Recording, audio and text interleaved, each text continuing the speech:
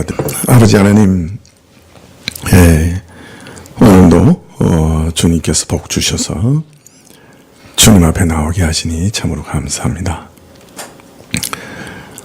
저희 발걸음을 인도하신 분이 주님이시오니 주님께서 인도해 오신 자들 위해 참으로 하나님의 말할 수 없는 복을 허락해 주시기를 원합니다. 하나님, 먼저 우리에게 참된 회개의 복을 주시옵소서. 사람이 스스로 돌이키기 원한다 하여 돌이켜지는 것이 아닌 것을 저희가 경험합니다.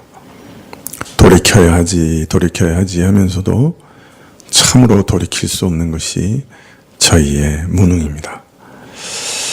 성령께서 우리 안에 자원하는 심령을 일으키시고 참으로 결단을 주시고 단호한 마음을 주시고 죄를 끊어내는 능력을 주시고 죄보다 더 놀라운 하나님의 사랑과 천국의 능력과 그 감미로움을 경험케 해주실 때 우리가 끊어낼 수 있을 것이오니 주께서 불쌍히 여기사 우리에게 진정한 회개의 능력을 정말 참으로 하나님께 회개하고 삶을 돌이키는 은혜를 저에게 허락하여 주옵소서. 무엇보다 저희가 주의 모든 말씀과 구원의 은혜와 장래 소망을 믿는 믿음을 허락해 주십시오. 이 말씀을 우리가 몸담고 있고 발디디고 있는 현실 세계보다 더 분명한 것으로 믿게 해 주시옵소서. 그래서 주님, 이 말씀 위에 우리 삶을 건설할 수 있게 해주시고 우리가 말씀이 가리키고 있는 하나님과 또 이 말씀이 약속하고 있는 하나님의 모든 약속을 마치 눈으로 보는 것처럼 믿을 수 있게 허락해 주십시오. 그래서 우리가 이 땅에서도 믿는 자로, 믿음 가진 자로, 믿음 가진 자답게 살아갈 수 있도록 도와주시기를 원합니다.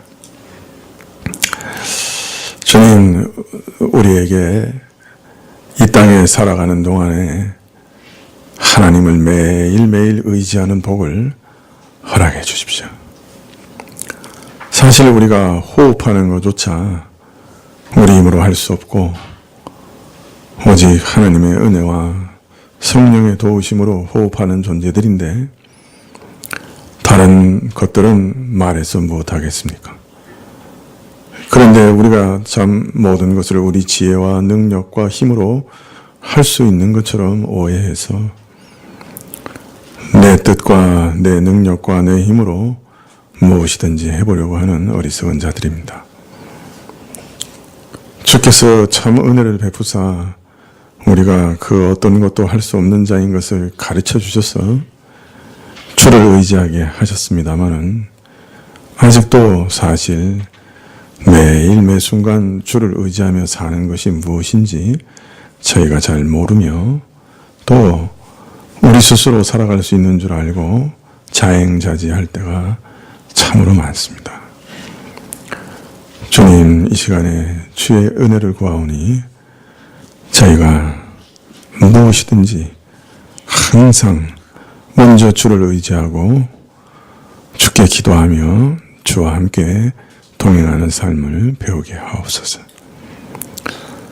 주님, 이 땅에 살아가는 동안에 저희의 모든 피로를 채우시는 것도 하나님이 허락지 않으시면 어떻게 얻을 수 있겠습니까?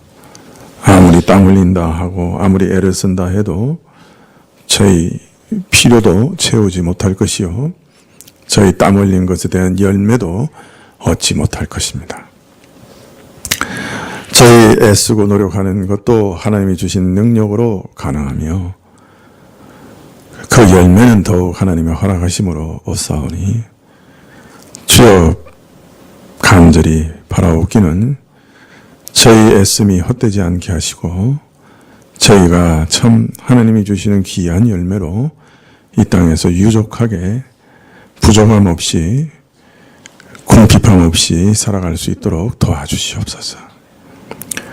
저희에게 건강을 허락해 주시고 저희의 모든 근심을 주님께서 맡아주셔서 마치 없는 것처럼 뒤돌아보니 언제 그런 근심이 있었는가 여기는 것처럼 주께서 해결해 주시고 깨끗하게 하옵소서. 우리와 관계된 것들을 완전케 하시기를 간절히 기도합니다. 이 나라를 위해서 기도하온데 참으로 지금 주어지는 평화가 거짓된 것이 아니게 각 위정자들의 마음을 움직여 주시고 바라옵고 원하옵기는 모든 사람들이 남과 북의 모든 사람들이 진정한 평화를 구하게 하옵소서. 혹 거짓된 마음이 있다 할지라도 하나님께서 바꾸어 주시고 또 그 거짓됨이 성공하지 못하게 하옵소서. 하나님께서 이 땅에 평화를 주시되 우리 자녀들까지 평화롭게 살아갈 수 있도록 주님께서 견고한 평화를 심어 주시옵소서. 불쌍히 여기시고 저에게 주는 화평과 평안의 하나님이시오니 저희를 불쌍히 여겨 주옵소서. 70년이 넘게 시달려 왔사온데 하나님께서 이제 우리에게 안식을 주옵소서. 이 나라의 교회를 위해서 기도하오니 주께서 불쌍히 여겨 주옵소서. 참으로 저희 자신이 보아도 처참한데 하나님 보시기에는 어떠시겠습니까? 우리가 서로를 향하여 손가락질하나 사실은 그 모든 것이 우리 자신의 불찰과 범죄와 악독함 때문이 옵니다. 저희 자신을 사하여 주시옵소서. 이 교회를 불쌍히 여기시고 새로운 개혁과 부흥이 진정한 믿음에 대한 고찰이 참된 말씀을 향한 갈망이 교회 안에 다시 일어날 수 있게 허락해 주시옵소서. 잃어버린 젊은 층들을 다시금 돌아올 수 있도록 교회가 정결하게 변하게 하옵소서. 오늘도 주님께 나아가 마음으로 엎드려 절하며 또 우리 가진 것 일부를 드릴 때 우리 자신을 대표해서 드리오니 주님께서 받으시옵고 말씀 전하는 자나 듣는 자가 한 성령 안에 있어 은혜 주시기를 구하올 때 예수님의 이름으로 기도합나이다. 아멘. 네, 성경 말씀은 시편 11편 1절에서 7절까지 말씀입니다. 시편 11편 1절에서 7절까지 말씀입니다.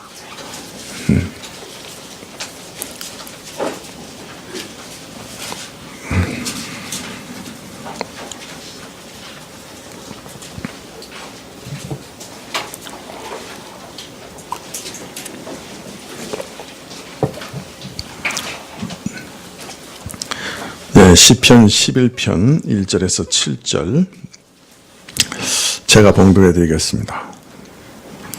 내가 여호와께 피하였거늘 너희가 내 영혼도로 새같이 내 산으로 도망하라 함은 어쩌민고.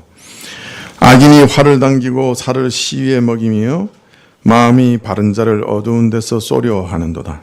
터가 무너지면 의인이 무엇을 할꼬.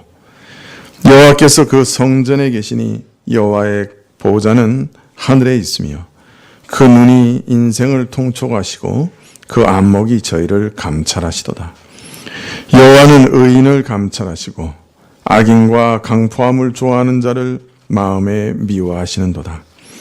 악인에게 그물을 내려 치시리니 불과 유황과 태우는 바람이 저희 잔의 소득이 되리로다.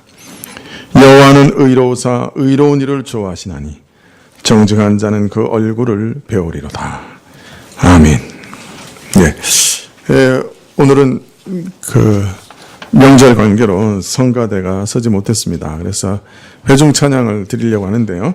시편 찬송 19장입니다. 시편 23편인데요. 시편 찬송 19장입니다. 네.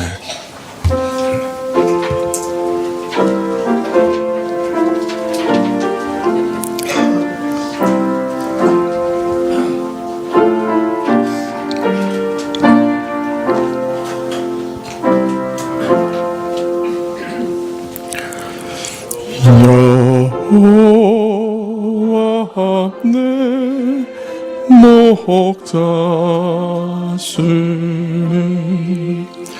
부족함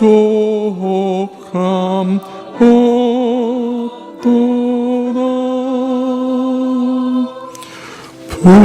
푸른 초장 쉴만한 물가 날 인도하시네.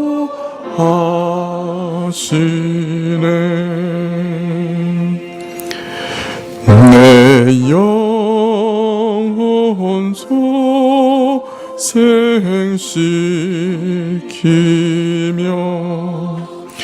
주 이름 위하여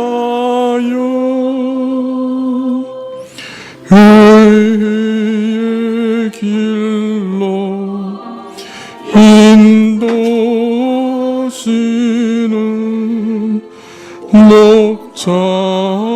목자이신 여호와. 수지팡이 와 막대기 말라니 하시니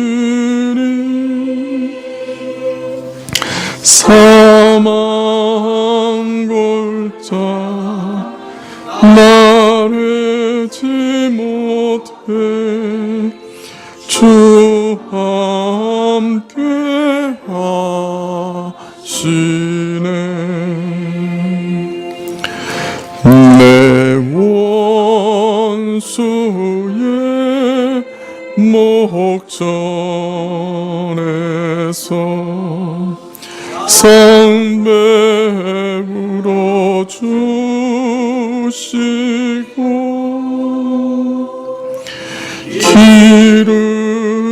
기름으로 바르셨으니 내 잔이 넘치네. 주선하신 인자신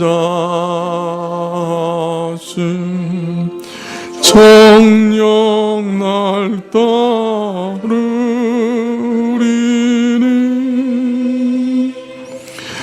내가 여호와의 집에 영원히 거하리.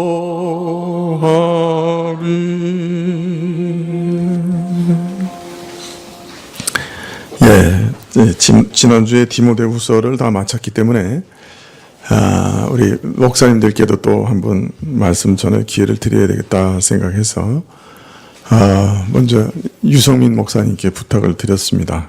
그래서 유 목사님께서 오늘 말씀을 전하겠습니다. 제목은 여호와께 피하였거늘 말씀 제목 가지고 전해주시겠습니다. 나오시죠.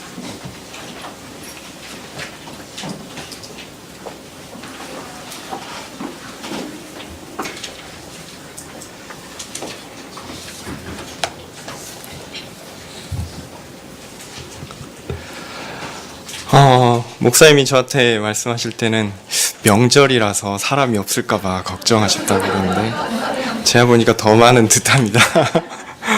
네. 오늘 말씀은 시편 11편인데요. 제가 설교의 기회를 얻을 때마다 시편을 처음부터 쭉 설교를 했습니다. 그래서 이번 차례가 시편 11편일 차례라서 이렇게 할 거고요. 제가 뭐 특별한 의도를 가지고 목적을 가지고 본문을 선택한 건 아니다라는 점을 먼저 말씀드립니다. 그리고 수요 예배 때 말씀을 들으시는 분들은 조금 오늘 말씀 들으면서 똑같은 얘기하네 이렇게 생각하실 수도 있겠습니다. 근데요, 시편이 쭉 흐름을 따라서 이게 보더라도 비슷한 얘기를 계속 반복해서 그리고 똑같은 관점에서 또한 이야기하고 있다라는 것도 사실이기 때문에 그리고 대부분 안 들으셨을 테니까 걱정하지 않고 제가 편하게 전하도록 하겠습니다. 자, 시편 11편은 시편 9편과 10편에 이어서 하나님께 피한 자, 의인이 경험하는 현실의 고통과 위로에 대하여 말하고 있습니다. 시편 9편은 좀 앞에서 보면 좀 긴데요. 감사의 시고요. 시편 10편은 그것과 동일한 내용을 이야기하면서도 탄식의 시입니다. 두 시편은 같은 내용을 다른 방식으로 다루고 있습니다. 하나님의 심판과 또한 오늘의 삶이다 이렇게 말할 수 있겠습니다. 특별히 시편 10편의 경우에는요, 좀 시편을 계속 펴놓고 보시면 좋겠는데요. 시편 10편의 경우는 하나님께서 도대체 어디 계신가 묻는 것으로 시작합니다. 1절이 어떻게 시작하냐면 여호와여 어찌하여 멀리 서시며 어찌하여 환난 때에 숨으시나이까 이렇게 시작하죠. 세상에서 성공하려면 하나님을 거스르고 하나님이 없다 해야 한다 이렇게 이야기합니다. 악한 사람들이 정복한 세상을 보면 과연 하나님께서 살아계시는 것일까 의문이 듭니다. 세상은 하나님을 의지하는 자들에 대하여 어리석다 이야기합니다. 더하여 하나님의 영광도 무시합니다. 그러나 하나님을 아는 의인은 이런 세상의 모습에 마음이 상합니다. 그래서 하나님께 직접 일어나 이 문제를 해결해 달라 간구합니다. 자기 자신이 할 수 없으니 하나님께 해달라는 것입니다. 그런 이유에서 기도는요, 신자가 할 수 없으니 해달라는 거잖아요. 사실은 이게 소극적인 게 아니라 굉장히 적극적인 행위입니다. 왜냐하면 가장 좋은 것이 무엇이고 가장 정확한 것이 무엇이고 가장 확실한 것이 무엇인지를 알고 그것에 따라 행동하는 것이기 때문입니다. 그리고 이 세상에서는 사실 좀 안타까운 표현이지만 우리가 맞는 것인지 세상의 원리대로 살아가는 세상 사람들이 맞는 것인지 잘 보이지 않습니다. 그러나 어느 때는 알게 되냐면 하나님의 심판 때는 분명히 알 것입니다. 이를 통해 세상은 틀리고 하나님께 피한 자들이 옳다는 것이 드러날 것입니다. 그러니까 신자의 소망은 어디에 있습니까? 현실의 삶, 사실 그 자체보다는 마지막 날의 심판에서 확연하게 드러날 것입니다. 그걸 신학적으로 표현하면 종말론적인 그렇게 얘기할 수 있겠지만 그런 거는 그 용어 자체는 그렇게 중요하지 않은 것 같고요. 우리가 현실을 살아가지만 항상 우리가 바라보는 것은 마지막 날에 있다라는 것을 꼭 염두에 두셨으면 좋겠습니다. 물론 걱정하지 마십시오. 우리가 마지막 날을 본다고 해서 이 현실은 참 고통 가운데 있고 슬픈 가운데만 있느냐? 꼭 그렇지도 않습니다. 왜냐하면 우리가 인식하지 못하고 또한 우리가 전혀 생각하지 못하더라도 하나님은 지금도 모든 것을 주관하시고 계시기 때문입니다. 하나님은요, 우리의 통치자이십니다. 오늘 본문도 사실 같은 이야기를 하고 있습니다. 시편 11편은 시편 10편과 비슷한 이야기를 합니다. 세상을 장악하고 그 원리에 따르지 않는 자들을 조롱하며 핍박하는 자들에 대해서 이야기합니다. 그런 자들 앞에서 하나님의 백성은 어떠한가? 그들에게 위로와 힘은 무엇인가? 이 이야기를 노래하고 있습니다. 1절입니다. 다윗의 시, 영장으로 한 노래. 내가 여호와께 피하였거늘 너희가 내 영혼더러 새같이 내 산으로 도망하라 함은 어찌민고. 자, 시편 11편은 누가 작성한 시입니까? 다윗이 작성한 시입니다. 그는 누구입니까? 하나님 나라의 왕입니다. 그는 젊은 시절에는 사울에게 쫓겨다녔고요. 노년에는 자신의 죄로 말미암아 그 결과로 고통의 시간을 많이 겪었습니다. 물론 왕으로서 영광을 누리기도 했지만 기본적으로 그는 그 하나님 앞에서 하나님의 백성을 대표하는 사람이다. 이런 식으로 이해하는 것이 낫습니다. 그러면 그것이 의미하는 것은 무엇이냐면 그의 경험과 다윗의 고백이 단지 한 사람, 이스라엘의 지도자 중에 한 사람, 다윗의 것일 뿐만 아니라 하나님의 백성을 대표하는 사람의 것으로 이해해야 한다는 것입니다. 그러니까 그의 고백은 하나님 나라, 하나님의 백성에게 보편적인 의미를 갖습니다. 다윗이 노래를 부르지만 그 노래는 다윗의 것일 뿐만 아니라 하나님의 모든 백성의 노래라는 사실을 우리는 잊지 말아야 합니다. 자, 시편 111편은 다윗이 어떤 사람인가라는 것에서부터 시작합니다. 그는 누구입니까? 여호와께 피한 자입니다. 여호와께 피하였다라는 말은요, 시편에서 아주 독특하고 상징적인 말입니다. 그냥 여호와께 도망하였다라는 것인데요, 여호와께 피난처를 찾았다라는 말인데 시편 11편에만 처음 나오고 한 번만 나오는 표현이 아닙니다. 대표적인 표현이 어디 나오냐면요, 시편 2편 12절에 나옵니다. 한번 찾아보실래요? 앞으로 한 2장인가 3장 넘기시면 됩니다. 시편 2편 12절에 마지막에 나오는 표현이죠. 자, 복 있는 사람은 누구입니까? 시편 1편에 나오듯이 악인의 꾀를 따르지 아니하며 죄인들의 길에 서지 아니하며 오만한 자들의 자리에 앉지 아니하고 오직 여호와의 율법을 즐거워하여 그의 율법을 주야로 묵상하는 자들입니다. 이 정도는 해야 하나님께서 잘했다 칭찬하고 그 결과 복이 있다라고 이야기할 수 있습니다. 그런데 자, 여기 질문은 그런 사람이 여러분 중에 한 명이라도 계십니까? 하나님의 율법을 주야로 묵상하고 계십니까? 네. 오만한 자리에 앉지 않으십니까? 네. 없죠. 네. 없습니다. 한 명도 없습니다. 그런데 그렇게 의인의 삶을 살지 못하는 자에게도 복받을 수 있는 길이 있는데요, 그 해답이 바로 시편 2편 12절입니다. 바로 여호와께 피하는 모든 사람이 복이 있다라는 겁니다. 시편 12편 읽어볼까요? 그 아들에게 입맞추라. 그렇지 아니하면 진노하심으로 너희가 길에서 망하리니 그 진노가 급하심이라. 여호와를 의지하는 자는 다 복이 있도다. 여기서 여호와를 의지한다는 표현은요, 여호와께 피한다라는 것과 같은 의미입니다. 바로 여호와께 피하는 모든 사람이 복이 있다라는 거죠. 정작 앞에서는 의인은 뭐라고 했어요? 악인의 꾀를 따르지 않고 죄인들의 길에 서지 않고 오만한 자리에 앉지 아니하고 여호와의 율법을 즐거워하며 그의 율법을 주야로 묵상하는 자로다 해놓고 이런 자가 없다라는 거죠. 없으니까 그러면 방법이 없는데 그 방법은 뭐다라는 거예요? 여호와께 피하는 거다라고 이야기하는 것입니다. 네, 다시 말씀드리면 복 있는 사람은 여호와께 피하여 도망하는 사람입니다. 하나님 나 좀 살려주십시오. 앞에서 하나님께서 말씀하신 그 율법 잘 못 지키겠습니다. 하나님께서 그 말씀하신 악인에게 향하신 그 처벌이 바로 내 것일 것 같습니다. 하나님 도와주십시오.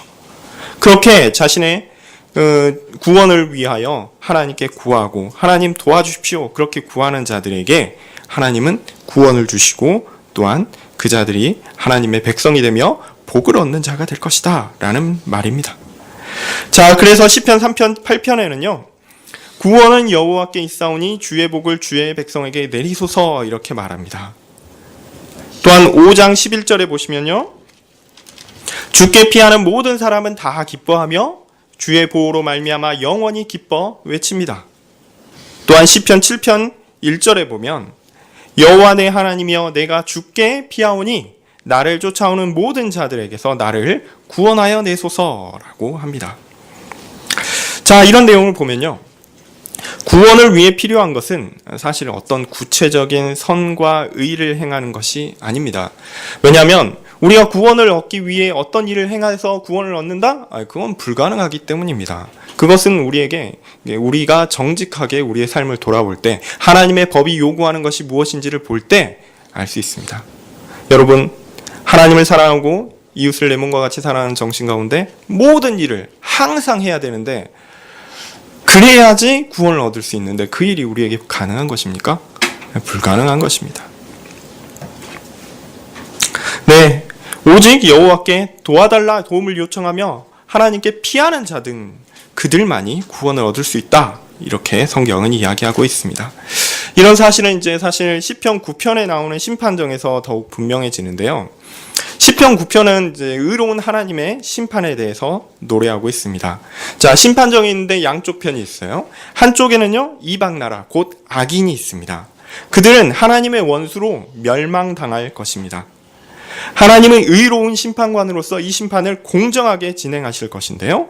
자, 멸망받는 악인들의 반대에는 이제 구원받는 자들, 의인으로 인정받는 자들이 나오죠.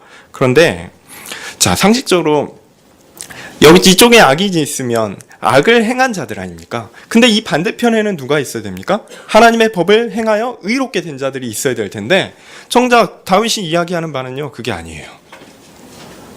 이쪽에 있는 사람들은요, 가난한 사람들, 하나님의 의의가 없어 하나님께 의를 달라 간구하는 사람들, 그 사람들이 있습니다. 하나님의 법을 바르게 행한 의인이 나와야 할 것 같은데 그렇지 않고요. 9장 9절에 보면, 시편 9편 9절에 보면 여호와는 압제당하는 자의 요새시요 환난 때의 요새라고 합니다.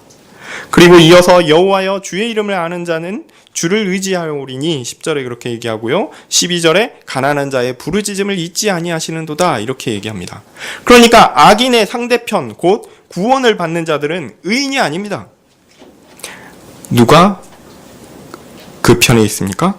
하나님께 피한 자들, 하나님을 의지하는 자들. 다른 표현으로 구원에 합당한 의의가 없으니까 하나님께 자신의 가난함을 호소하며 도와달라고 부르짖는 자들이 있는 것입니다. 이런 구조 자체는요, 사실 우리의 상식에 어긋난 것입니다. 왜냐하면 심판정에는 당연히 악인과 의인이 있어야 될 거 아닙니까? 하나님께서 의롭게 공정하신 심판자라고 하면 이 의인과 악인을 바르게 하셔야 될 텐데 악인의 자리에는 납득할 수 있어요. 근데 의인의 자리에 있는 자들은 사실 납득하기가 어렵습니다. 네, 우리의 상식에는 어긋나는 것이죠. 그러나 그것이 사실입니다. 시편은요, 우리가 의를 행함으로 하나님 앞에서 하나님이 요구하시는 그 율법의 수준을 완성함으로 구원을 획득할 수 있다, 이렇게 이야기한 적이 한 번도 없습니다. 어떤 의미에서 사람의 타락과 또한 구원에 대한 무능을 시편은 전제하고 있는 것이죠.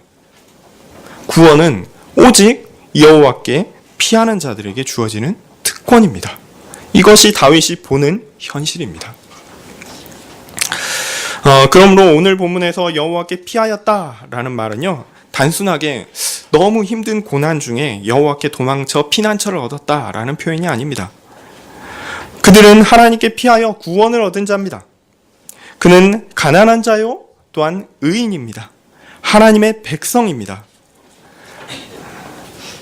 본문은 그러니까 내가 하나님의 백성으로 이 세상에 살아가고 있는데 발생하는 어떤 사건에 대하여 이야기하고 있다라는 것이죠. 그런데 그 사건이 사실은 좀 심각합니다. 오늘 본문을 다시 보면요, 새같이 누군가 다윗에게 말합니다. 새같이 내 산으로 도망하라. 새가 산으로 도망하는 건 혹시 보셨습니까? 저는 지난 여름에 제 처가에 방문을 했는데요. 근처 논밭을 지나서 논밭을 지나가는데 꿩이 있더라고요. 근데 꿩이 제가 저를 봤는지 어쩐지 모르겠지만 어쨌든 저를 보더니 푸득 하면서 날아갔습니다. 어느 쪽으로 날아갔냐면요, 산을 향하여 날아갔습니다. 정확하게 산 쪽으로 날아가더라고요. 예. 새가 산으로 가는 것은요, 자신의 몸을 피하려 도망하는 것이죠. 네, 지금 다윗에게 어떤 사람들이 말하고 있습니다. 너는 새가 자신의 몸을 위해서, 자신의 생명을 구하기 위해서 산으로 도망하는 것처럼 네 피난처로 가라 라는 겁니다. 그런데 다윗은 누구를 피난처로 삼았습니까? 하나님입니다. 그러니까 사람들이 뭐라고 얘기하는 거냐면, 네가 하나님의 백성이라고 하는데, 네가 하나님께 피한다고 하는데 넌 좀 그쪽에 피해 있어라 라는 것이죠. 다윗에게 말하는 사람들의 의도는 무엇일까요? 좀 비아냥 같습니다. 네가 하나님 믿는다고 하는데 도대체 보이지도 않고 있는지도 모르겠고 세상에 어떤 영향을 주는지도 모를 그런 존재를 의지한다고 하느냐? 네가 그렇게 얘기하니까 너는 그쪽으로 가라. 나는 진짜 말로 내 주먹을 믿겠다. 나 자신을 믿겠다. 라고 하는 것 아닐까요? 그러니 세상 원리와 다르게 살아가겠다고 하는 너는 좀 빠져 있어라. 보기 싫으니까. 이런 식으로 이야기하는 것 같습니다. 그런데요, 사실 그들의 생각은 조금 더 적극적입니다. 2절입니다. 악인이 활을 당기고 살은 시위에 먹임이여 마음이 바른 자를 어두운 데서 쏘려 하는도다. 자, 다윗은 다윗에게 말하는 사람들을 악한 자라고 표현하고 있습니다. 악인이라고 표현하고 있습니다. 이 사람들이 다윗에게 말하는데요, 좀 무섭습니다. 그래, 하나님께 피하여 도망쳐라 라는 것은 그냥 자꾸 하나님 하면서 살고 있으니까 좀 보기 싫으니까 좀 꺼져라. 혹은 다른 곳에 살아라. 나는 내 마음대로 살겠다. 그건 것을 넘어섭니다. 이 악한 자는요, 적극적입니다. 마치 산으로 도망하는 새를 활을 가지고 사냥하려는 자와 같습니다. 오늘 표현이 그렇죠. 그들은 이미 사냥 준비를 끝냈습니다. 활은 당겨졌습니다. 살은 그 시위의 안에 먹여져 있습니다. 이제 사냥감이 눈에 보이기만 하면 바로 쏠 태세입니다. 심지어 이 사람들은요, 사냥의 기본 태세를 압니다. 저는 군대 생활을 제대로 안 했지만 이제 은폐 언폐 아시죠? 잘 아시리라 생각합니다. 남자분들은 숨어 있는 거죠. 사냥꾼이 새를 잡기 위해 몰래 숨어 있습니다. 새들이 알지 못하는 그 사이에 그 새들을 잡기 위해서죠. 그렇다면 그들이 다윗에게 새처럼 산으로 도망하라라는 것은 무엇입니까? 그냥 이렇게 꺼져라, 가라, 그런 의미라기보다 더욱 적극적으로 사냥하겠다라는 거죠. 잡겠다라는 거죠. 죽이겠다라는 거죠. 그래, 너 자꾸 하나님 이야기하는데 그래, 한번 해봐라. 하나님 섬긴다고, 하나님 말씀 순종하겠다고 하는데 그래, 한번 해봐라. 네가 하나님께 찬양하고 기도하고 한다는데 그렇게 한번 살아봐라. 내가 너를 사냥하러 가겠다. 그렇게 하나님 앞에서 살려고 하는 그것이 무슨 의미가 있는지 한번 확인해 보자 라고 그들은 독에 차서 다윗에게 말하고 있는 것입니다. 이것은 어떤 개인과 개인의 관계라기보다 하나님의 말씀을 따라 살려고 하는 사람들의 세계관과 세상의 원리를 따라 살려고 하는 그 사람들의 세계관이 충돌하는 것이다 라고 말씀할 수 있겠습니다. 과연 이 세상에서 어떤 것이 더 합리적이며 어떤 것이 더 좋은 것이며 더 나은 것인가? 근래 들어 기독교의 추악한 면들이 많이 드러났습니다. 그래서 변명하기 어려울 정도로 교회가 저지른 많은 잘못이 드러나기도 합니다. 세상의 악한 세력들은 교회를 보고 말합니다. 하나님의 말씀대로 산다고 하더니 잘한다, 네가 교회냐, 이렇게 비아냥거립니다. 그리고 더욱 추악한 모습을 드러냅니다. 그리고 교회를 무너뜨리려고까지 합니다. 사실 할 말이 없죠. 교회가 지금까지 행한 그 더러움과 추악함은 사실 변명할 필요도 없습니다. 그것은 악한 것입니다. 그러나 원래 이 땅에서요, 교회는 항상 연약합니다. 교인들은요, 하나님의 의를 잘 행하는, 하나님의 법을 잘 지키는 사람들이 모인 게 아니라요, 그 법을 어기는 사람들이 모였기 때문에 교회는 원래 연약합니다. 다만 연약한 것을 변명하고 그것들을 이렇게 막는 것이 아니라 우리는 원래 그렇게 넘어지기 쉬운 존재라는 것을 깨닫고 그때마다 회개하며 돌이키고 하나님께 나아가는 것이 필요합니다. 그것이 바로 하나님께 피하는 것이죠. 그런데 악한 자들이 말하는 것은 그래, 한번 네가 믿는 하나님께 피해봐라. 내가 너를 잡아 죽일 테니까. 이런 말입니다. 하나님께 피하여 도망한 것을 비아냥거리는 것도 심각한 건데요, 하나님께 도망한 자를 잡아 끌어내리겠다는 것이죠. 자, 그렇다면 악한 자들이 사실 누구를 대적하고 있는 것입니까? 눈앞에 보기에는 다윗을 대적하는 것처럼 보이죠. 다윗에게 말하고 있으니까요. 그런데 그 밑에는 하나님을 향한 불신과 또한 하나님이 허상이며 아무 능력도 없는 존재라는 그들의 확신이 있습니다. 그래서 그들은 다윗과 같이 하나님께 피하는 자들을 능히 이길 수 있다라고 확신하고 있습니다. 그들은 궁극적으로 하나님을 대적하고 있는 것입니다. 그런데 그들이 그렇게 생각하는 것은 아무런 근거가 없는 것일까요? 하나님께 피한 다윗은 그들의 말을 듣고 헛소리네, 니들이 그렇게 얘기해도 아무 소용없어, 이런 식으로 대범하게 반응하고 있습니까? 3절입니다. 터가 무너지면 의인이 무엇을 할꼬? 이 터라는 건 이게 기초인데요, 이게 복수입니다. 그러니까 다윗이 하나님의 백성으로서 자신을 지탱하고 있는 그 믿음의 그 근간들이라고 표현할 수 있겠습니다. 자, 다윗이 하나님께 피하는 이유는 무엇입니까? 앞서 말씀드린 대로 자신이 할 수 없으니 피하는 것입니다. 내가 하나님께 피하지 않으면 하나님의 무서운 진노에서 피할 수 없는 연약한 존재이기 때문에 피하는 것이죠. 하나님께서 나를 살리시지 않으면 나는 이 땅에서 그저 죄인으로 하나님의 영원한 형벌을 받아 죽음 당할 수밖에 없는 자이기 때문에 그 두려움을 가지고 하나님께 도와달라 간구하는 것이죠. 하나님께 피하지 않는 자들은 어떤 자들입니까? 하나님 없이도 자신의 힘으로 자신이 원하는 것을 이루고 자신의 방식대로 모든 것을 할 수 있다라고 생각하는 자들입니다. 독립적인 자들이죠. 자신의 삶의 주인은 자기 자신입니다. 자신을 규정하고 자신을 제어할 수 있는 것은요, 오직 자기 자신입니다. 그러니 자신의 유익과 기쁨이 가장 중요한 것이죠. 자신의 유익과 만족을 위해 다른 것을 희생할 수 있습니다. 물론 공동체성을 생각하는 사람들이 있지만 제가 볼 때 자본주의 사회는 기본적으로 사람의 이기적인 본성을 극대화함으로 다수에게 이익을 줄 수 있다, 이런 방향으로 생각하는 것 같습니다. 자, 그런 사람들이 보기에 하나님을 믿고 의지하는 자들은 어떠 보일까요? 정말 어리석어 보입니다. 자, 웨스트민스터 소유리 문답 우리 유치부 애들이 노래로도 하더라고요. 놀라운 것은 그 노래의 그 작곡자가 제 이름하고 똑같더라고요. 그래서 제가 목회대학원 강의하러 갔는데 혹시 그분이십니까? 그러더라고요. 제가 아닙니다. 우리 애들은 이제 그 이름 보고 이게 좋아하긴 하던데 하여튼 저는 아닙니다. 웨스트민스터 소유리 문답 1문에서 인생의 제일 되는 목적이 뭐라고 얘기하죠? 첫째, 하나님을 영화롭게 하고, 두 번째, 그를 영원토록 즐거워하는 것이라 라고 이야기합니다.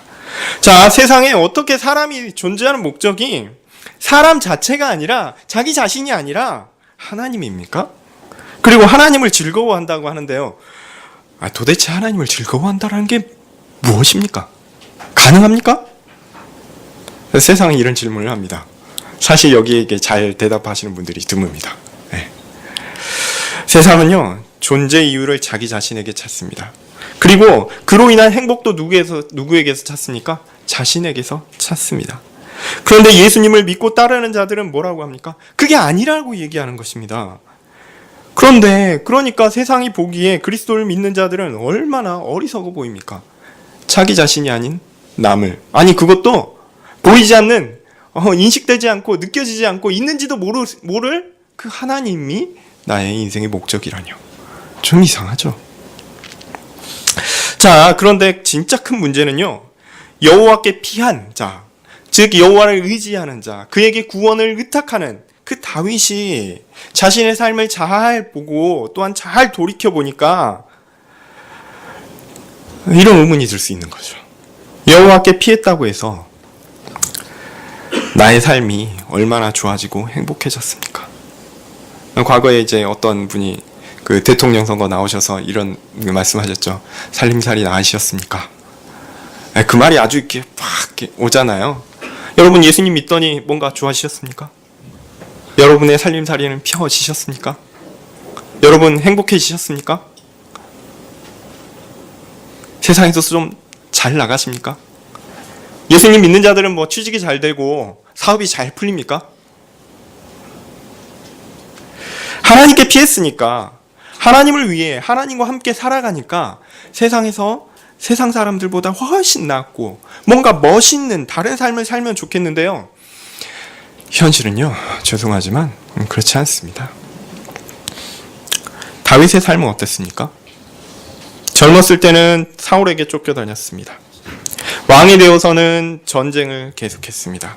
이제 좀 안정되어서 이제 편안한 왕으로서의 삶을 누려볼까 했더니 밧세바를 범하는 죄를 지었고요. 그 결과 노년에는 자식에게까지 목숨의 위협을 받게 되는 일을 겪었습니다. 죄 지었으니까 벌을 받는 것은 당연할 수 있죠. 그래도 하나님 믿었는데 인생에 뭔가 유익이 있어야 하는 것이 아닙니까? 아니, 똑같이 처벌받고 어떨 때는요, 신자들이 더 심하게 처벌받는 경우가 많습니다. 하나님을 믿는 것이, 하나님께 피한 것이 과연 여러분에게 어떤 소용이 있습니까? 다윗이 하나님을 싫어하고 무시하는 자들의 무시무시한 공격적인 발언을 듣고 난 후에 반응이 어떻습니까?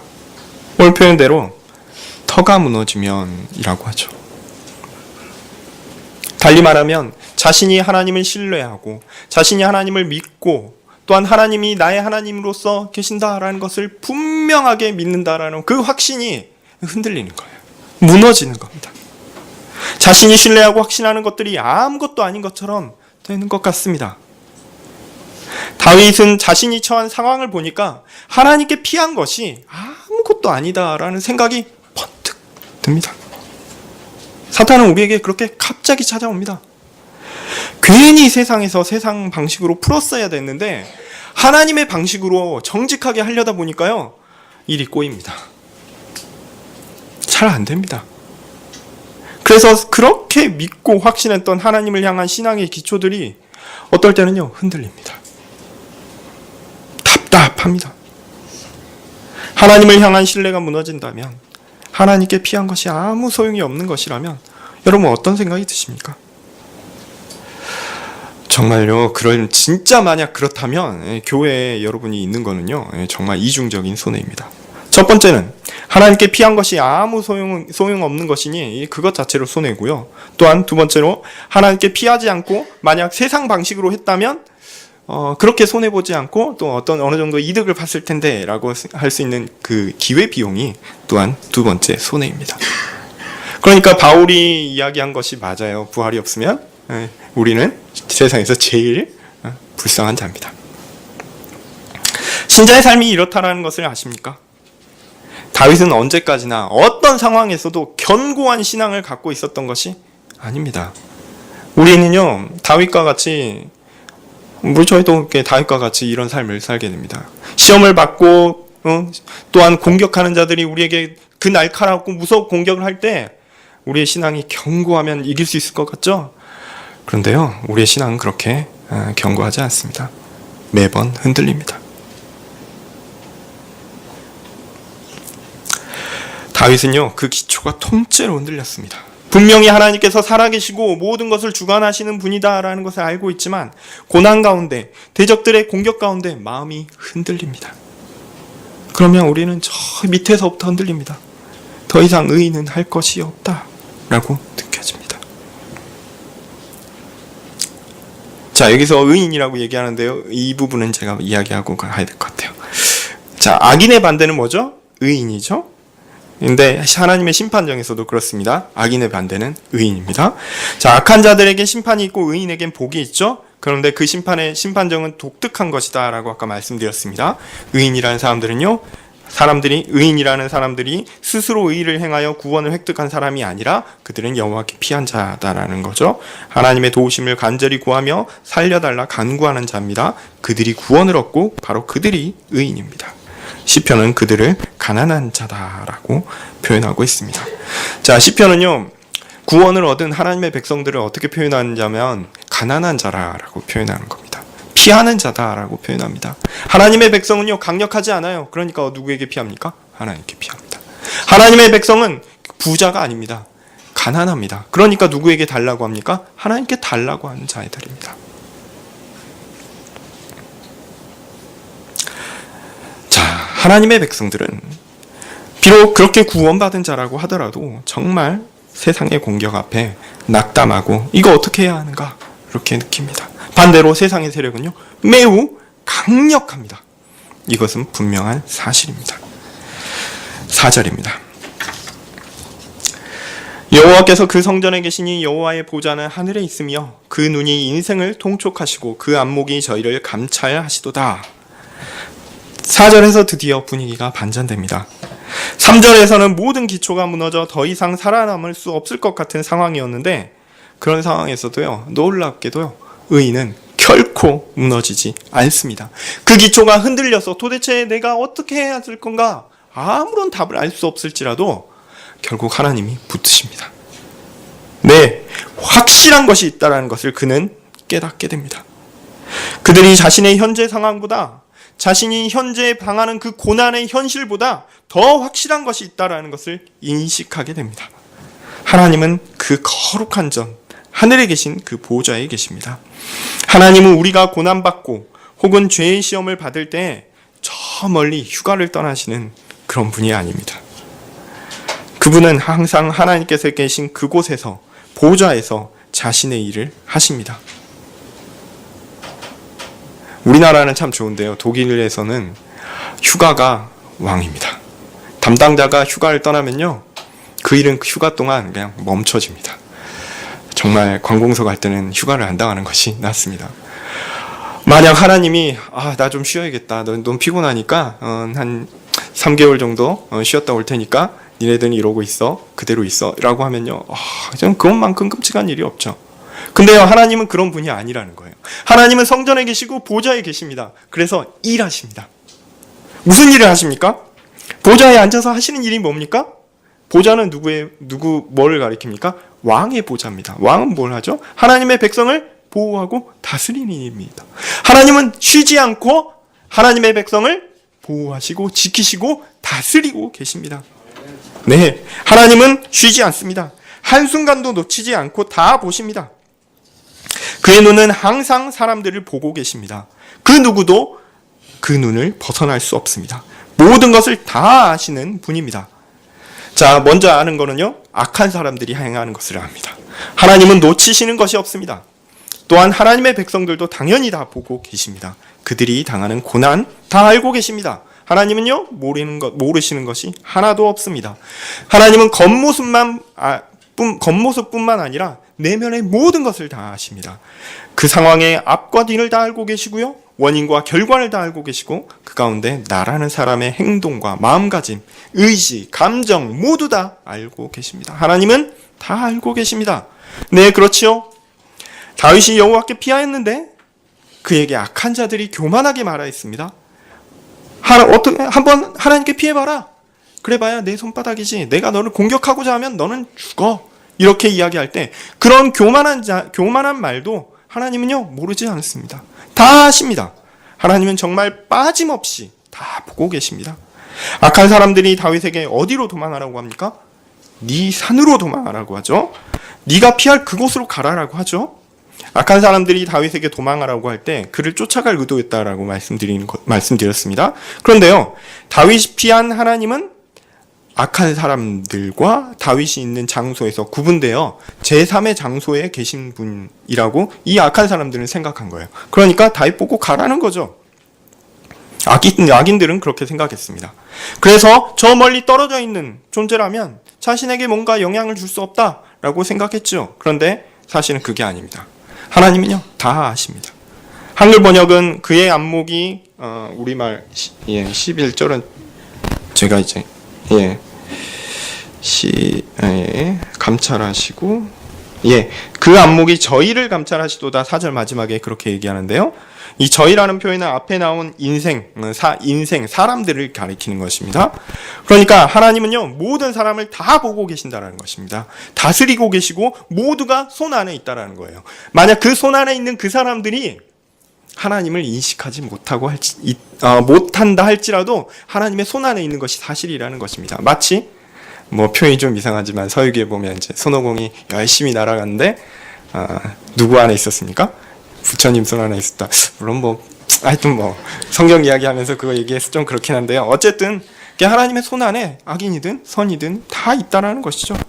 자, 이런 말씀을 드릴 때 좀 의문이 있고 좀 또 그리고 신비가 있습니다.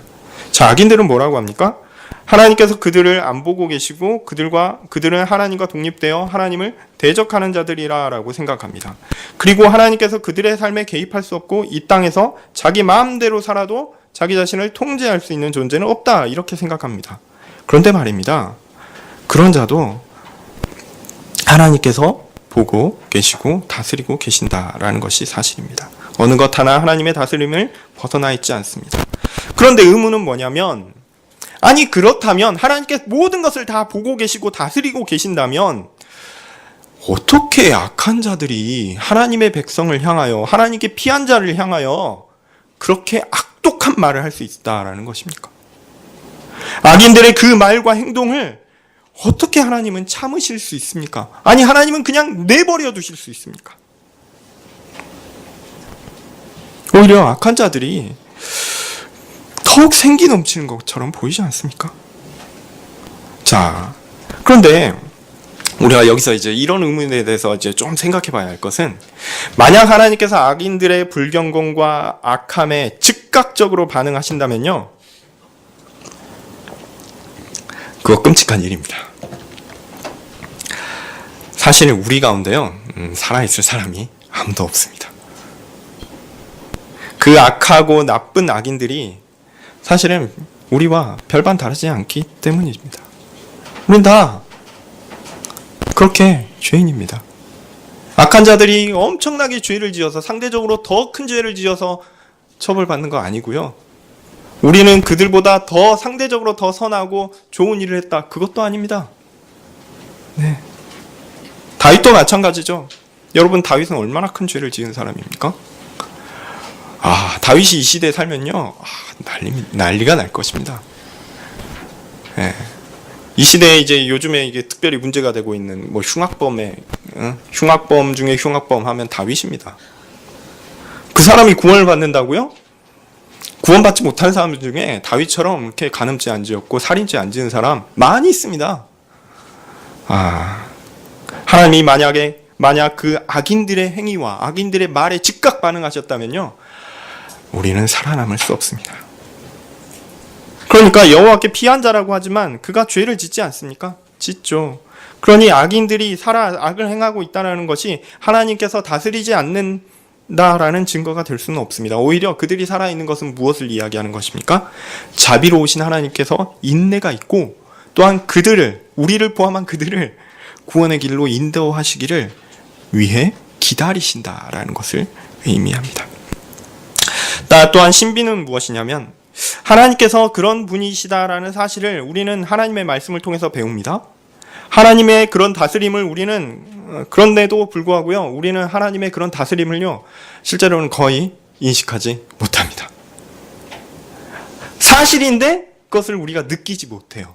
마치 자전하고 있고 공전하고 있는 지구에 있으면서 그 자전과 공전을 전혀 느끼지 못하는 거죠. 자, 하나님께서 아주 가끔 하나님께서 정하신 때에 정한 사람에게 그 비밀을 조금 보여주신 일이 있습니다. 예를 들면 이제 욥에게 나타나신 것이, 욥기에 나타난 것이 대표적인 예일 것입니다. 욥기에 등장하는 하나님과 천사와 사탄의 회의는 사실 우리에게 거의 가려진 부분이죠. 사실 들어도요, 그냥 그게 그렇다라는 것이지 하나님의 통치하심을 그것을 통해서 완전히 깨달을 수 없습니다. 또한 열왕기상 22장에 미가야 선지자가 여호사밧과 아합에게 나타나 하나님께서 속이는 영을 400명의 선지자에게 주시기로 한 그 회의, 그것에 대한 설명도 그 예라고 할 수 있습니다. 이렇게 하나님께서 어떻게 계획하시고 어떻게 하실 것인가를 보여주신 일이 아주 가끔, 아주 이례적으로 있습니다. 근데요, 대부분의 경우는 우리는 하나님께서 그렇게 하신다라는 객관적인 사실을 성경을 통해서 듣고 배울 뿐이지, 우리는 그 회의에 참석하지도 않고 그 회의에 대해서 알지도 못하고 우리는 사루의 삶을 살아갑니다. 또 욥의 경우에도 그렇듯이 하나님은요, 우리한테 하나님 왜 그러셨어요? 이렇게 얘기할 때 설명도 안 해주십니다. 그냥 나는 하나님이고 너희는 피조물이야, 이걸로 땡입니다. 이건 뭐 억울할 게 아니에요. 욥도 내가 그 하나님을 배우니 내 입을 막습니다, 이렇게 반응합니다. 자, 그러나 하나님께서 이렇게 보고 계신다라는 사실은요, 하나님을 피한 자, 하나님을 의지하고 하나님을 믿는 자들에게는 엄청난 위로와 소망이 됩니다. 내가 살아가는 이 현실의 삶은요, 내가 이해할 수 없는 것입니다. 내가 이해할 수 없는 일들이 내 삶에서 이루어지고 있습니다. 그렇지만 그 모든 것들을 주관하시는 분이 하나님이에요. 그리고 내가 그 하나님 편입니다. 하나님이 내 편입니다. 그러니까 위로가 됩니다. 반대로요, 이 사실은 악인에게는 큰 절망입니다. 그들은 어리석게도 하나님이 계시지 않다라고 생각하고, 아니, 존재하더라도 자신에게 개입할 수 없는 존재라고 생각했는데 실제는 그게 아닙니다. 실제는 하나님께서 모두 다 알고 계시고요, 모두 다 보고 계시고 훗날 그들에게 분명한 책임을 물으실 것입니다. 악인들이 만약 그 사실을 알면요, 절망할 것입니다. 그들에게 이 지식이 전해졌다면 그들은 두 가지 선택밖에 없습니다. 첫 번째, 그냥 자신이 하던 대로 그대로 살아서 죄악 가운데 죽는 것입니다. 아니면 두 번째, 다윗과 같이 회개하여 하나님께 피하는 것입니다. 그러나 유감스럽게도 하나님을 알지 못하는 자에게 하나님께서 이런 분이시다라는 지식은요, 존재하지 않습니다. 그래서 그들은 더욱 하나님께 돌아와 피하는 것이 어렵습니다. 사실 우리가 복음을 전해야 하는 이유가 여기 있어요. 그 사람이 듣든지 아니 듣든지 전해야 하는 이유가 여기 있습니다. 악한 자들은요, 이 하나님의 지식을 몰라요. 하나님이 어떠한 분이신지, 그의 구원이 무엇인지 모릅니다. 그들이 들어야 됩니다. 그런 의미에서 이제 복음 축제가 이제 그런 하나님의 백성이 아닌 악한 자들을 이렇게 불러 그들에게 여호와께 피하는 것이 무엇인지 알리는 좋은 장이 되었으면 좋겠습니다. 5절입니다. 여호와는 의인을 감찰하시고 악인과 강포함을 좋아하는 자를 마음에 미워하시는도다. 5절에서 이제 하나님께서 사람들을 다 눈으로 보고 계신데, 다 다스리고 계신데, 의인에게는 어떻게 하시고 악인에게는 어떻게 하시는가를 노래하고 있습니다. 이게 일반적인 지식이죠. 하나님은 의인을 시험하십니다. 근데 시험이라는 말이 좀 애매하죠. 저는 기본적으로 시험을 싫어합니다.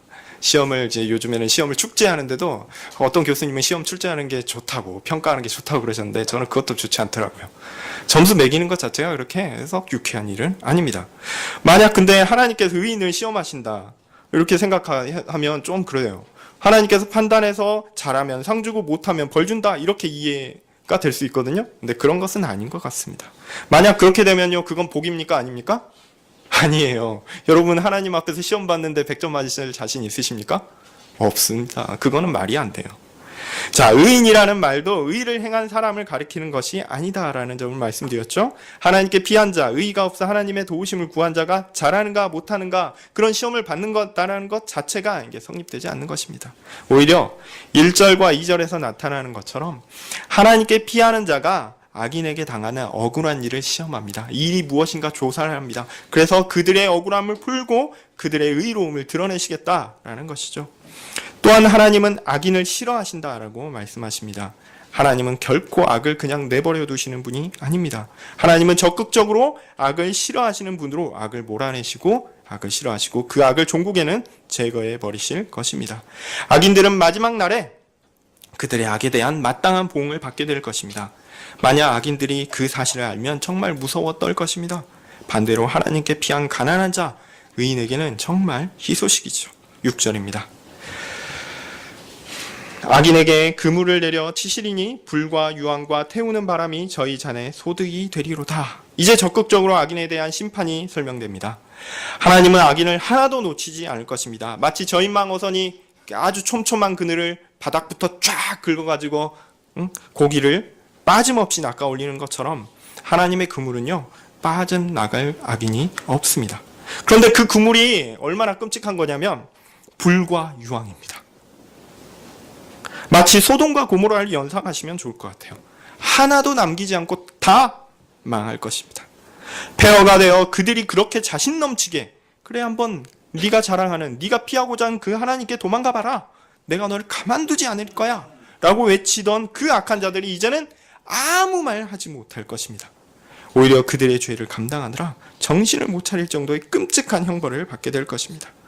그들은 그들이 행한 일의 보응을 그런 식으로 받게 될 것입니다. 7절입니다. 여호와는 의로우사 의로운 일을 좋아하시나니 정직한 자는 그 얼굴을 배우리로다. 이제 다윗은 하나님께 피한 자가 당할 일을 노래합니다. 그는 하나님을 찬양합니다. 의로우시도다 여호와여. 하나님은 정말 의로우십니다. 악인들의 악을 결코 버려두지 않으십니다. 그들이 이 땅에서 잠깐 호언장담하더라도 그들의 말은요, 헛소리입니다.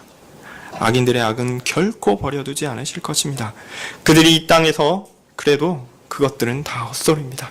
하나님은 그렇게 의를 드러내십니다. 그리고 하나님의 의의 다른 측면은 뭐냐면 하나님께 피한 자들을 의롭다 여겨주시는 것으로 드러납니다. 사실 여기서 이제 이신칭의 교리가 발견된다라고 할 수 있어요. 의인은 뭐죠? 하나님이 의인이다라고 했을 때 그 사람이 행한 의입니까? 아니요. 그 사람이 믿음으로 하나님께서 주신 의를 받는 그것을 가리키는 것이기 때문입니다. 하나님은요, 의를 사랑하십니다. 그 의를 사랑하십니다. 사람이 행하여 획득한 의가 아닙니다. 오직 그리스도를 통하여 우리에게 주신 그 의입니다.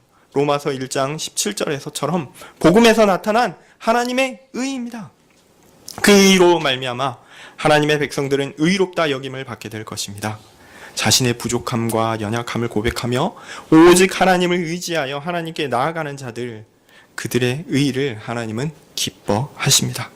그렇게 정직하게 자신을 고백하고 하나님만을 의지하여 나가는 자는 하나님의 얼굴을 볼 것입니다. 물론 하나님은 영이시니까 얼굴이 있다 이런 것은 아닙니다. 이 표현은 하나님을 만나 하나님과 교제하며 하나님을 찬양하며 즐겁게 하나님과 함께 살 것이다, 그것을 의미합니다. 자, 다윗이 악인들로 인한 극심한 협박과 곤란 가운데 원했던 것은 무엇입니까? 그는 자신이 처한 현실에 매몰되지 않고 그 모든 상황을 한순간도 놓치지 않고 보고 계시는 하나님을 기억했습니다. 그리고 그가 행하신 심판도 자연스레 보고 있는 것입니다. 그리고 그가 행하실 구원도 보고 있었습니다. 그것이 신자가 이 땅에서 보고 있어야 할 안목입니다. 신자가 소유해야 할 안목입니다.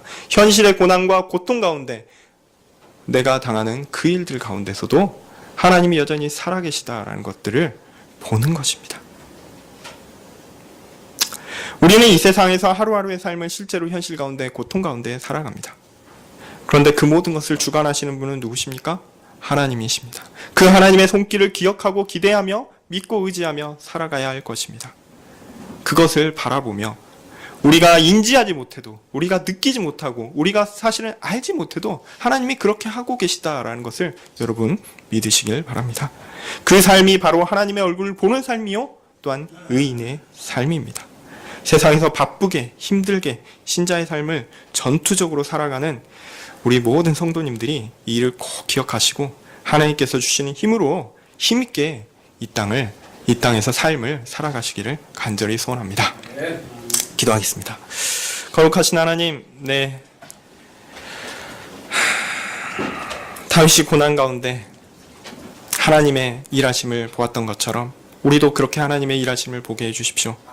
현실의 고통과 아픔과 신자로서 살아가는 것이 참 안타깝고 답답해 보일지라도 여전히 일하고 계시며 여전히 보고 계시는 그 하나님의 일하심을 우리가 바라보게 해주십시오. 그 하나님을 믿고 의지하며 그 하나님께 피하게 해주시옵소서. 예수님 이름으로 기도합니다.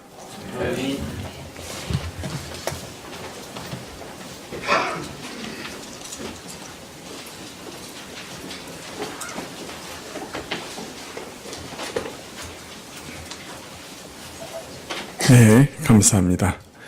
464장 찬송하시겠습니다.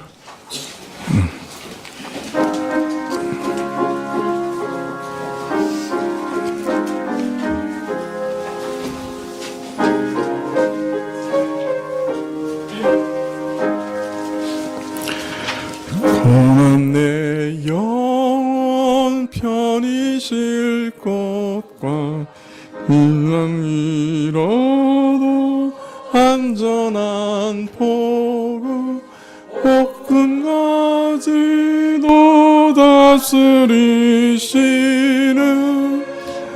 주의 영원한 팔을 지혜 주의 영원하신 팔 함께하사 항상 나를 붙드시니 어느 곳에 가든지 요동하지 않음은 주의 팔을 의지함이라.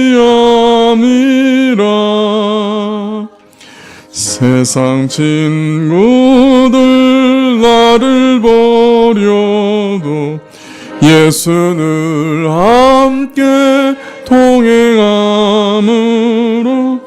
주의 은혜가 충만하리니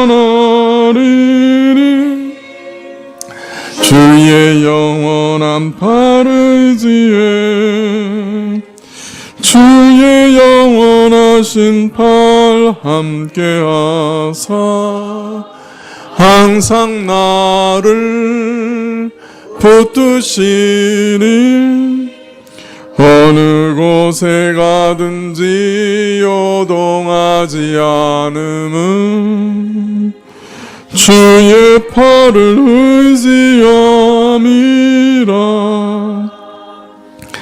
나의 믿음 연약해져도 미리 예비한 힘을 주시며 위태할 때도 안보하시는 주의 영원한 팔 의지에 주의 영원하신 팔 함께하사 항상 나를 붙드시니 어느 곳에 가든지 요동하지 않음은 주의 팔을 의지함이라. 능치 못한 것 주께 없으니 나의 일생을 주께 맡기면 나의 모든 짐 대신 지시는 주의 영원한 팔 의지에 주의 영원하신 팔 함께하사 항상 나를 붙드시니 어느 곳에 가든지 요동하지 않음은 주의 팔을 의지함이라. 유 목사님 나오셔서 축도해 주시겠습니다.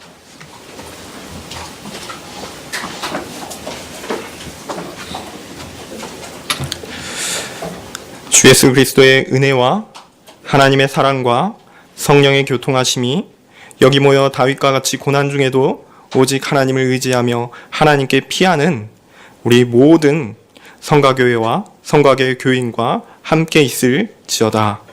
아멘.